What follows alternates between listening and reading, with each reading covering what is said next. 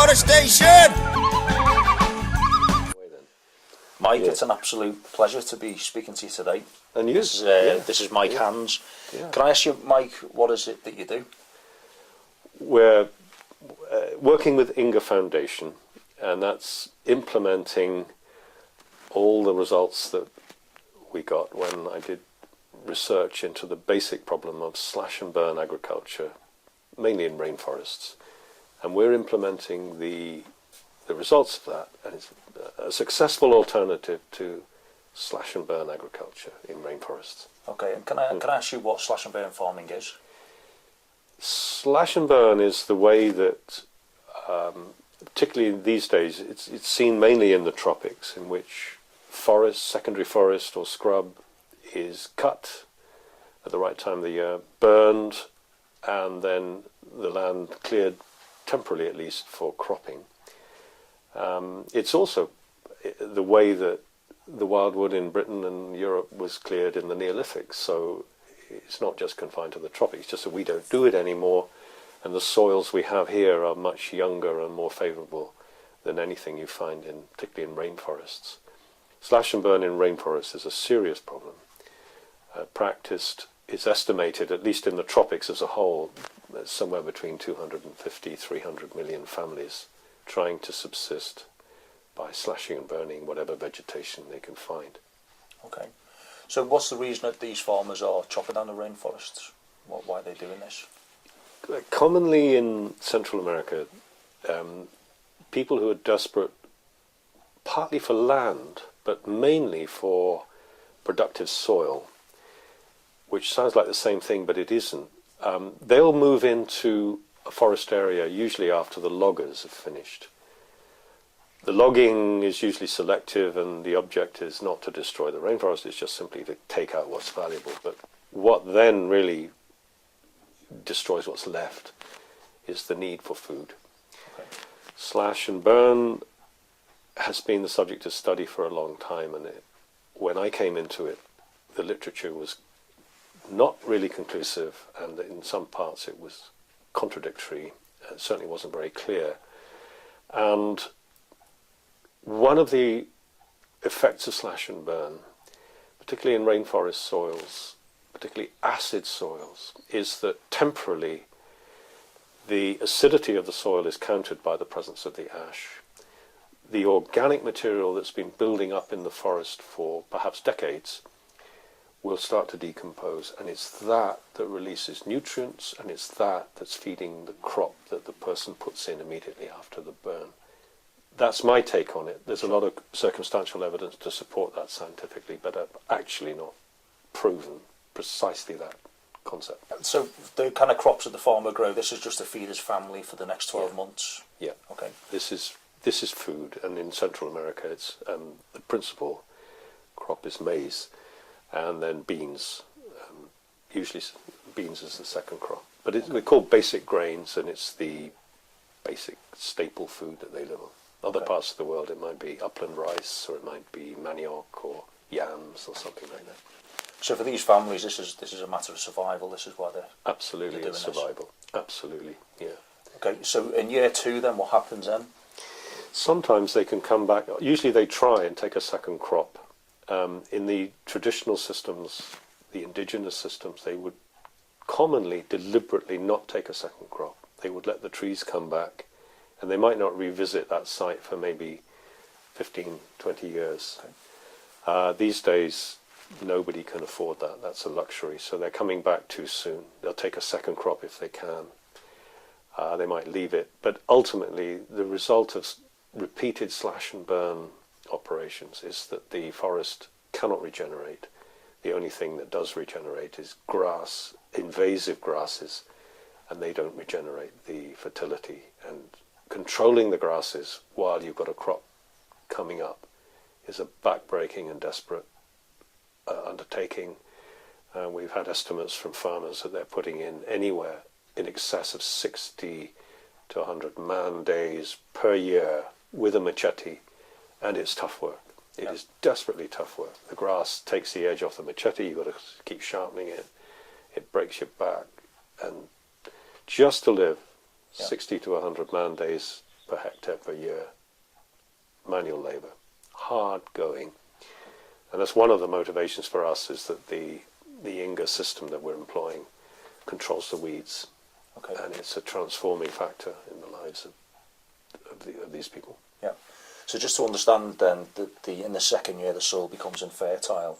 Yes. The farmer then has to move on, Generally, yes. chop down another acre or hectare Yes. of forest. Yes. But you've discovered this, you just mentioned it then, the Inga tree. Could you Yes. tell us what's special about the Inga tree?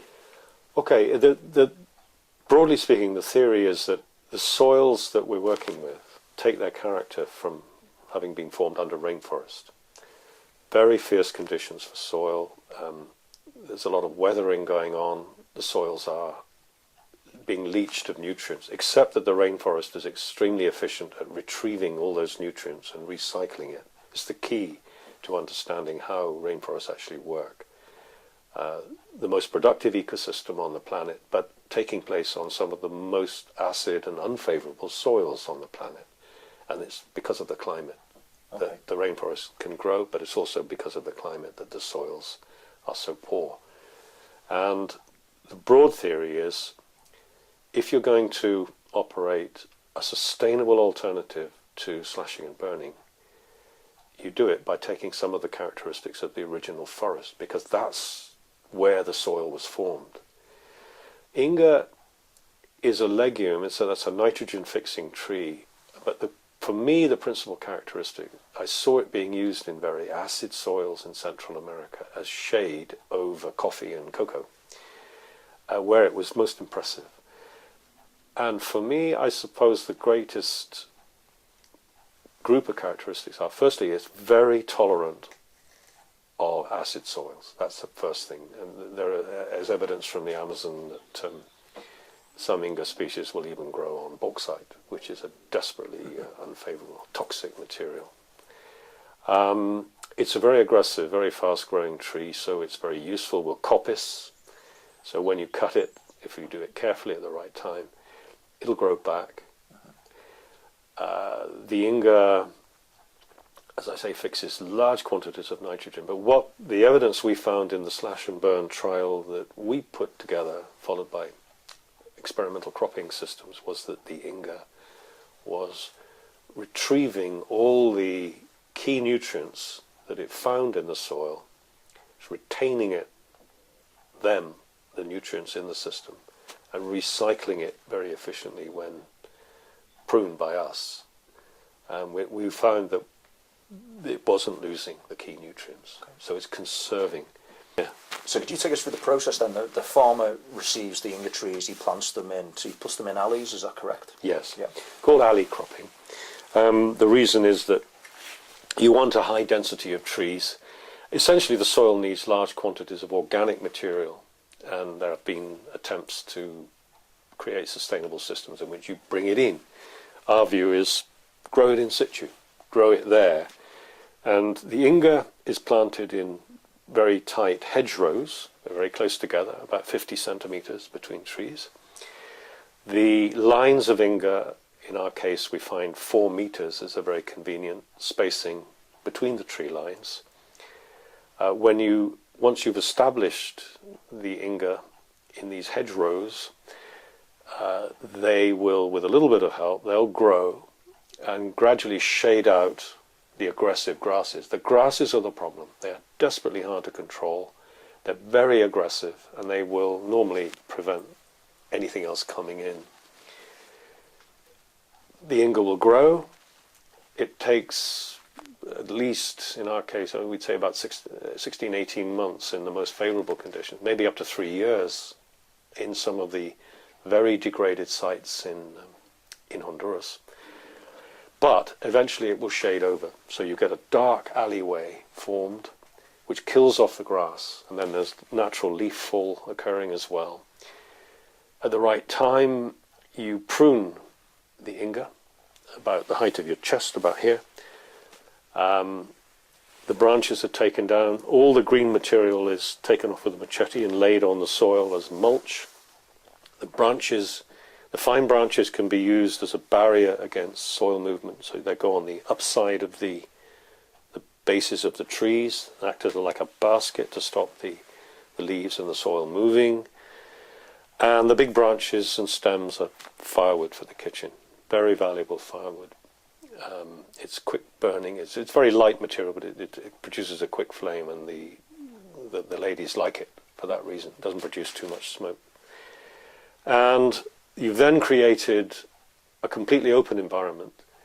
The maize in this case, or the beans, are planted with a stick under the mulch. They'll grow through the mulch. They've got plenty of reserve. They've got enough to push through. The weeds that are trying to germinate underneath don't, because part of being a weed seed is you're tiny and there are millions of you. They don't have the strength to come through, so you've suppressed the germination of weed seeds, and the crop comes up and sees 100% light, got the whole environment to itself, including the nutrients, and you get a good crop. The trees will begin recovering. They need maybe a little bit of light pruning, just so that the maize particularly doesn't get shaded. But by the time the maize has grown, say 2.5, 3 months, it can be doubled over, ready for cropping, and the trees are then closing over. Crop can come off, the trees are left, and 12 months later, 9 months later, after the crop comes off, you've got a dark canopy, dark alleyways, no weeds, and you do the thing again. You repeat it. It proved sustainable. In other words, you can keep doing this. We've never seen a system fail yet. It certainly benefits from putting on rock phosphate, which is the crude form of phosphorus, and it's the one nutrient that we found was crucially important for sustainability, and there's no natural way that it can be replaced, so you put small quantities on. And the key difference between the Inga system and, say, regular commercial agriculture is that if you're taking off in the crop of maize, for example, say 5 kilos of phosphorus per hectare, putting a small amount of rock phosphate back on, you can put 5 kilos back to replace it, and you don't lose it. Right. Whereas if you put extremely soluble forms, as in most modern agriculture, superphosphate or diammonium phosphate, you might need to put, I exaggerate, but you might need to put 105 kilos on to get 5 into the crop. Sure. And then the other lot is just, in our case, it would end up in the Caribbean, where it's not wanted. So the Inga system is mean. It's parsimonious, as they say in ecology, that it's tight with its nutrients. That's the key. You can't avoid having the phosphorus. You've got to put it on to live, but you're not having to waste it. So basically what you're saying is the family can put these Inga trees in, they prune them after the first 12 months. Well, it'll probably take 2 years to really, it can be 3 years, and we tell them, you know, it might be a while. Before the Inga completely recaptures the site. Once you're pruning, then it's 12 months. Yeah. Then no problem, we've never had a problem with that. But to actually recapture the site from the grass can take, on a very degraded site, it can take, I'll say 2 years anyway. Okay. So for any farmer that adopts the Inga alley cropping system, they're able to stay within the land that they've chopped down the first time. They don't have to move to the next hectare. Exactly. Well, that's incredible. Yeah, it's an end to shifting cultivation. That's the point. And the second point, like you just said, really is that because it's close to where they live, if they want to, the whole family could be involved in the system rather than the guy goes out and walks 2-3 hours into the hills, just as you see Aladino doing when he's trying to take a crop of beans from that desperate, degraded mountainside and failing. He's, I don't know, he's an hour or two's walk from home, and she wouldn't be going. Jomara is her name. She wouldn't be able to go with him. So there you have it. It's right on the doorstep. So basically, you would bring an end to the concept of slash and burn farming if these people adopted this system. That's the hope. An end to slash and burn is the hope. Yeah. And how many slash and burn farmers are there in the world? Well, the estimate that I saw back in 1980, I think, was from UNESCO, and it said in the region of 1960 was 200 million estimate for the whole tropics. So that's rainforests as well as seasonal tropics. That's often been expanded by people who say, well, it's 250, 300 million. But basically, it's that 200 million figure that's been extrapolated, and none of us know, really. It fits other things because the carbon budgets, global carbon budgets, suggest that it could be 250, 300 million families slashing and burning so much material like a year. At least. Wow. Yeah. And as I understand it, the carbon budgets are kind of commensurate with an average slash and burn operation, not necessarily in virgin forest, because it doesn't often happen. It's usually secondary or scrub or grassland. And the figures kind of match. Sure. That doesn't prove it, but it matches. If it's 250, 300 million, that fits. Okay. Now, presumably, the longer the farmer stays on this land, the more fertile it becomes. They're able then to grow like really valuable cash crops like peppercorn and. Yeah. Well, actually, the most demanding crop is maize. It's the hungry one, and it's the basic grain that they eat. So, in many ways, things like pepper are probably more tolerant than the maize. Maize needs fertility, and that's the key. Food security is the key. So actually, pepper's easier to grow. It still would respond to nutrients. It would respond to rock phosphate for sure. And we're going to be putting on rock phosphate just to top it up and keep it going. So the family can not only just feed themselves, they can start to sell crops. That's the idea. Part of the whole livelihood that we're promoting, called the Guama model, would be, we started saying, well, a hectare of alley cropping for basic grains or roots, whatever it is. The staple is another hectare for cash crops, which includes pepper, but could be a lot of things. You see in the film, for example, Faustino producing tomatoes. But that's no good if it's hours from the nearest road, because the tomatoes will just be pulp by the time they get there. So there are limits to what you can grow where. And one of the reasons that we're so keen on pepper as a crop is that it's hard to do it any harm by transporting it.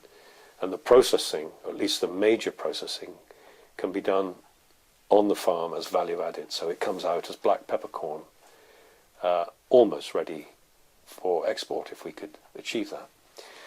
So pepper's a really brilliant example of what would be called a low volume, high value cash crop.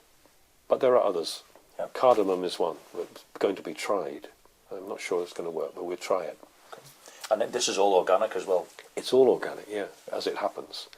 That's not ideology, that's actually a byproduct of the fact it's an organic system we're deploying. Yeah. Yeah. And Mike was just saying about the film then, that's called Up in Smoke, and that's available on your website, isn't it? ingafoundation.org. I believe so. Yeah, there are clips on the website, but you'd go into upinsmoke.tv, which is Adam's website, and you can certainly see. I think you can actually buy it for about £3, the whole thing, but I think you could see good clips for nothing. And certainly the Oxfam Grow campaign is there's good footage on there. Yeah. It seems to me to be a no-brainer. So what are the challenges that you're faced with on a daily basis or a yearly basis? How come these governments aren't saying to adopt this system across the whole nation and stop these forests getting pulled down? I mean, in general, governments are in place to do other things as they see it. It's not a quick fix. It takes time and effort. There's an investment of effort and faith on the part of the family, and they don't see an immediate result. We have to demonstrate that the system works before they will have faith in it. It's working, but it's slow. I think it will burgeon. I think it will multiply itself once we get what I'm calling a critical mass of families doing it and thriving with it. We've got that example of Doña Rosa, whose husband Victor produced some pepper, grown in the Inga Alley system. It was just a few yards from her back door. She then dried the pepper, hand ground the whole lot, and she then sold the pepper as condiment around the barrio and restaurants. Made $200 immediately, but she made $900 the second time she did it. Entonces ahí hay que practicar con el ejemplo. y después miran que trabaja diferente la gente y que realmente está prosperando mejor, dice, hombre, por muy testarudo que sea, dice, hombre, sí, hombre, es cierto lo que fulano me dice. The other thing is seeing cash coming in, I think, will be the major transforming effect. That's already beginning. We're seeing that beginning in Honduras. But I think a system that produces cash without any bank loan, you're not paying 40% interest to a bank. The only investment is your own effort. And governments have not yet found a way of taxing your own effort. They will, but they haven't yet. And you can't be charged interest on your effort. So the family is really autonomous. It can just choose to put the effort in and it gets the benefit, but it's not immediate. Once it starts, the benefits are enormous. Firewood, you're not wasting your time weeding. There's a lot more time. The system's located close to where you are. And these are really transforming factors, but they are not overnight, which almost all other kind of green revolution technologies have promised. I mean, they improve grain or improve response to fertilizers or the use of insecticide and so on. It's all, you've got a problem, here it is, whack it on, instant result. Problem is, all of those technologies come with problems and they all cost money. This one is slow, but it uses biology to fulfill that. So for anyone anyone watches this interview and wants to help you, how can they go about that? Well, Inga Foundation is a registered charity. We're actually a charitable trust. We're dedicated to promoting this. We're actually concentrating our resources in, I was used to say, one valley in Honduras in order to set up a really convincing example, not only for the local people, and not only the fact that it's a really strong conservation dimension in the place as well. It's next to a national park that's under threat, but also as an example for the whole of Central America, South America, of a sustainable model, a sustainable livelihood. And we think that we must do that first where it's going to be convincing. We'll get maybe 200 families doing it. And then it's going to speak for itself for generations to come. Well, as it happens, some people in the valley on the other side of the national park also want to do it. So we've now got two valleys. Okay. And that just happened without us trying. And it's very nice. It's a really nice thing that's happened. And it's very exciting at this stage. Yeah. So what we'll do is at the end of the film, we'll put Mike's contact information up for your website and your Twitter and your Facebook. Yeah. But Mike, thank you so much for talking to us today. It's been a pleasure. Thank you for coming. You made a huge effort to come down from Liverpool. So I do appreciate it. No, it's no problem. Pleasure. Fantastic. For more Jungle Bed, please visit junglebed.com.